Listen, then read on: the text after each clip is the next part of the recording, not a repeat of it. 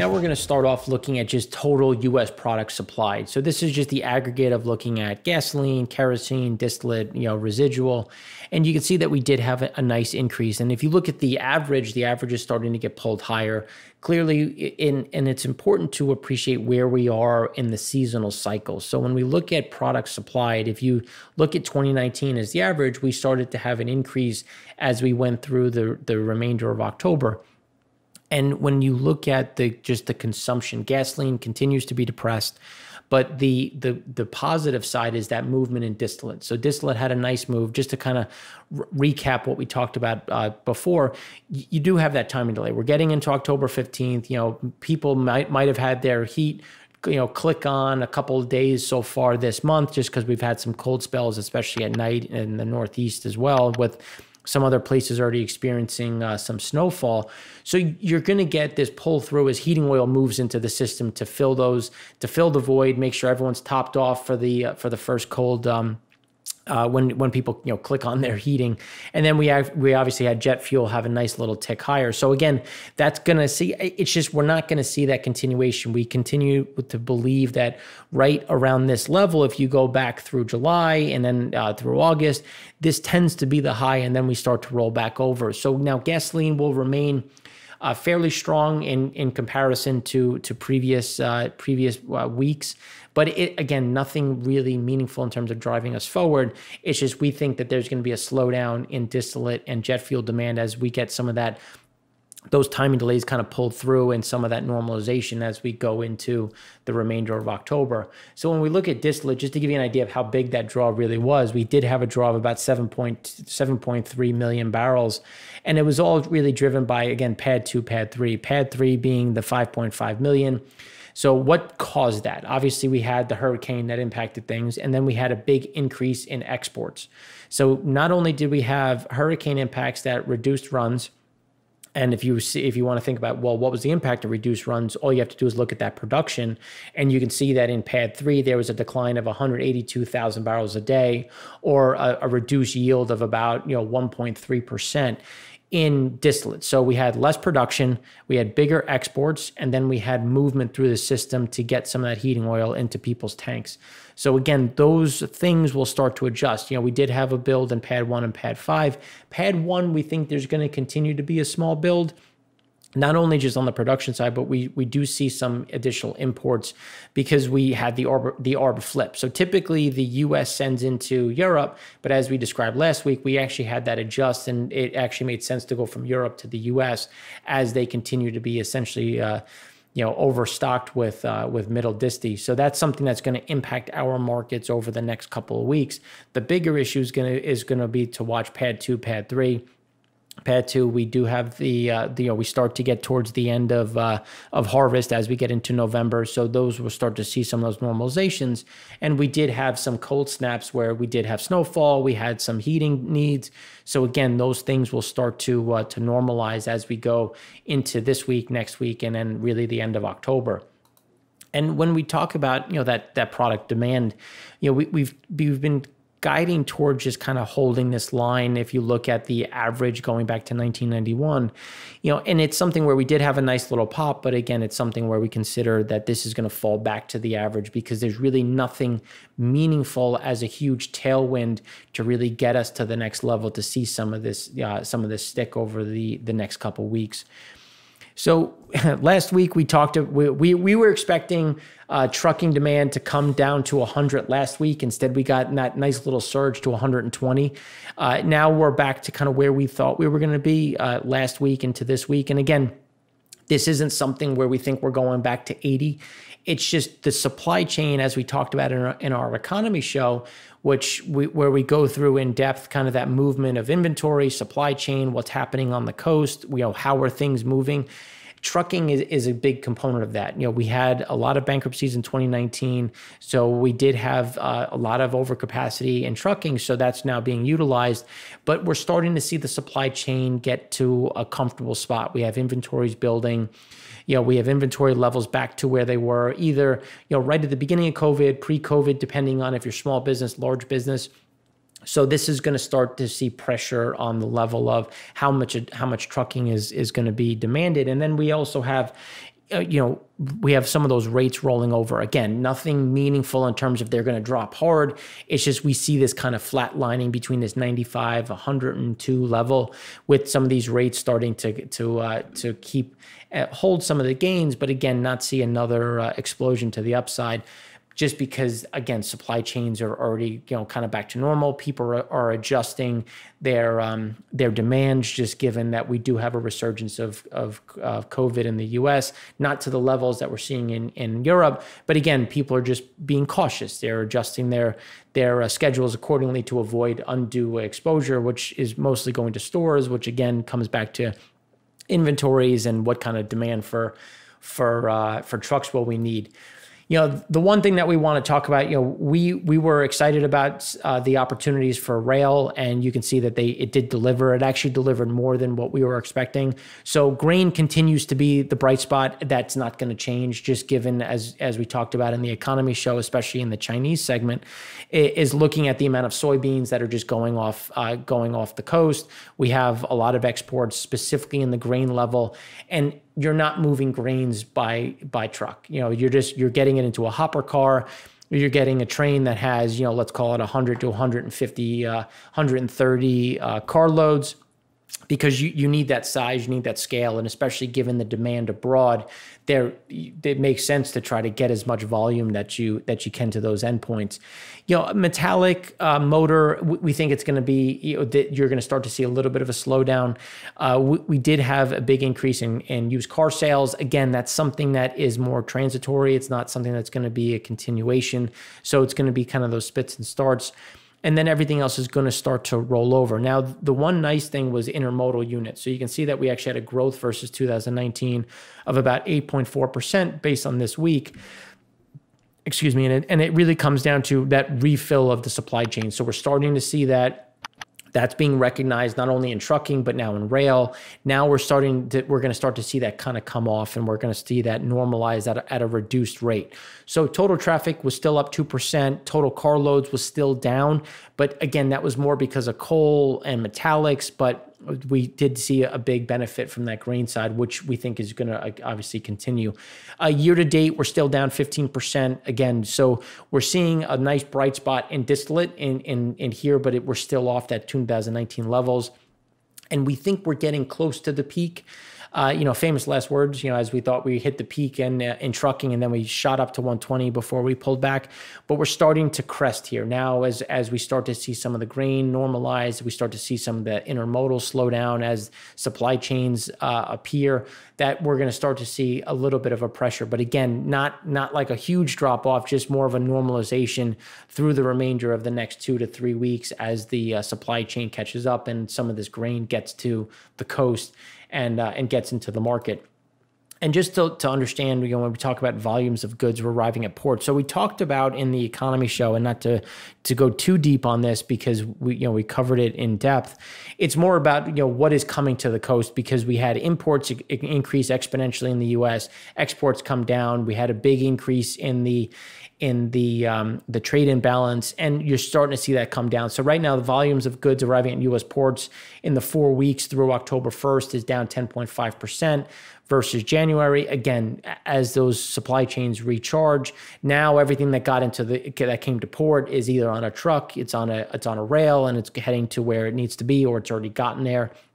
And we just don't need to see some of these imports. So the volumes will remain depressed at least through the remainder of October, just given kind of where these flows are as we go forward. And we covered this in our econ show, but just to highlight, this isn't just a U.S. thing. This is more of a global issue, as we always cover exports, imports on a global level that remain down year over year. And just the pressure that's going to remain on the economy is going to be problematic, where if you look at the April forecast, the bottom wasn't as severe, but the recovery has been very slow, and there's a lot of latency in that.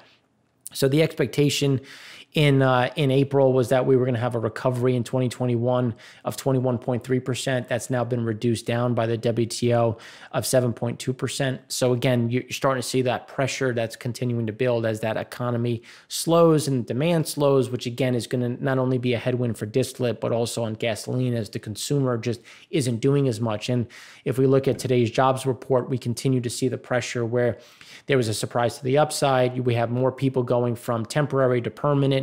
And again, the jobs issue is going to be that overarching theme of how does the consumer feel? How much are they spending? If they're not spending as much, they're going to reduce driving, not buying as much stuff, not need to move it around the world. So again, those are going to be those impediments to that normalized recovery.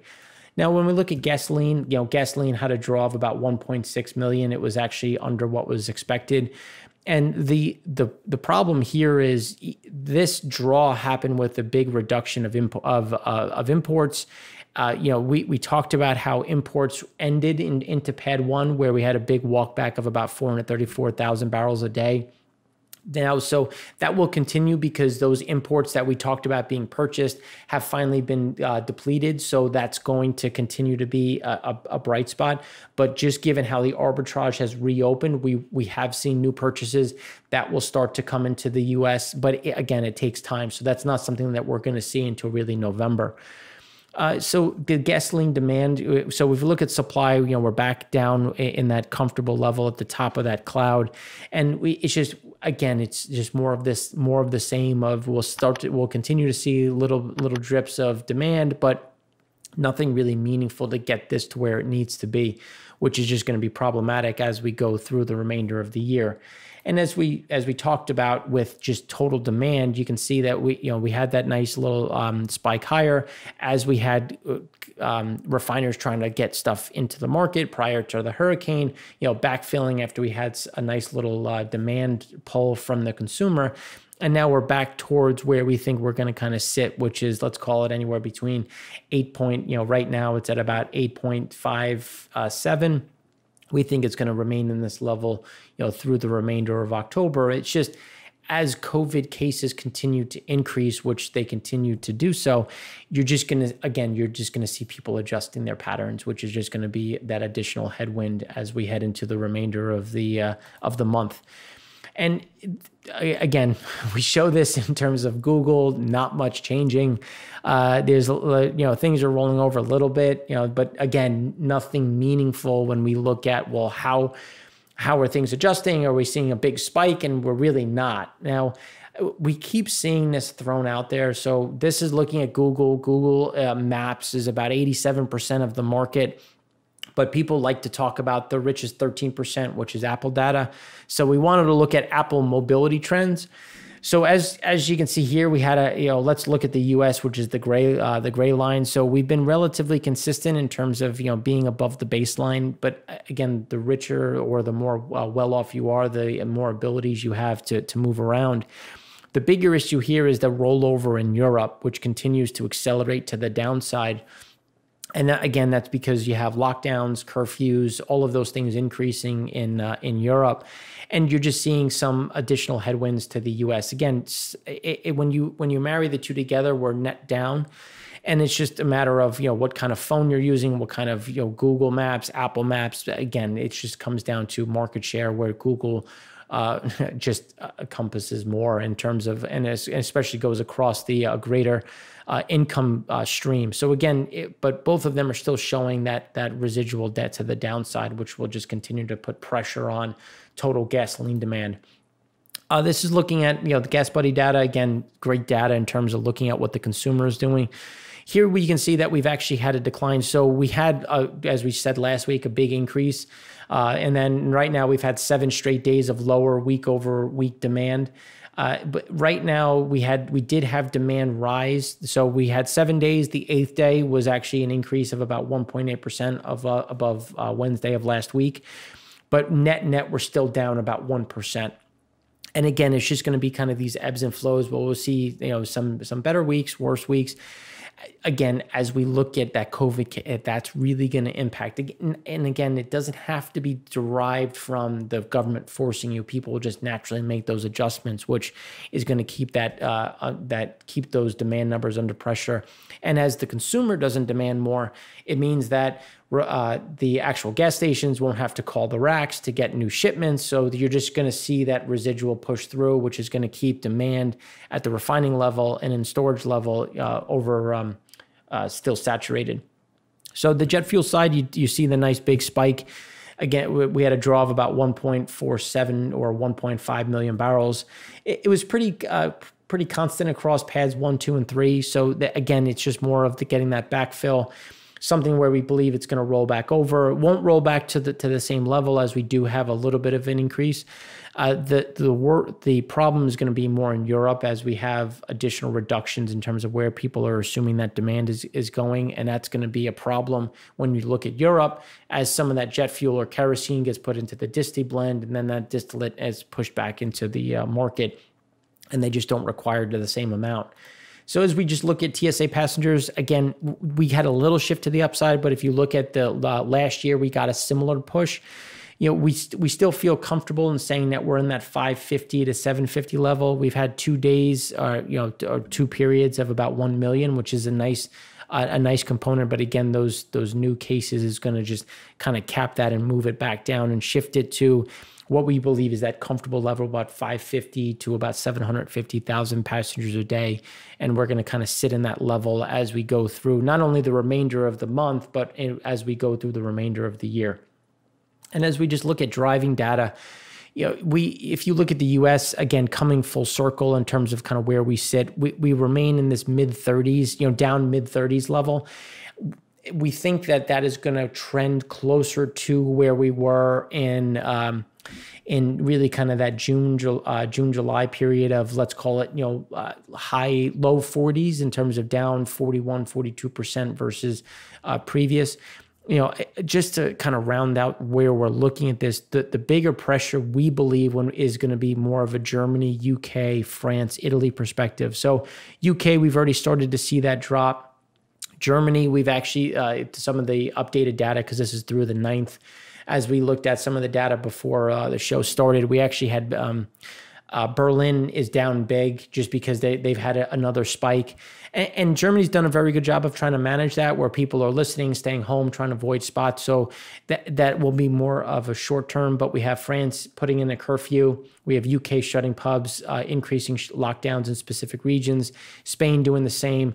So again, that's going to look at the G20 index. So if you look at the G20 index, we're sitting at about 28. We think that this is going to shift a little bit lower into about the mid 30s.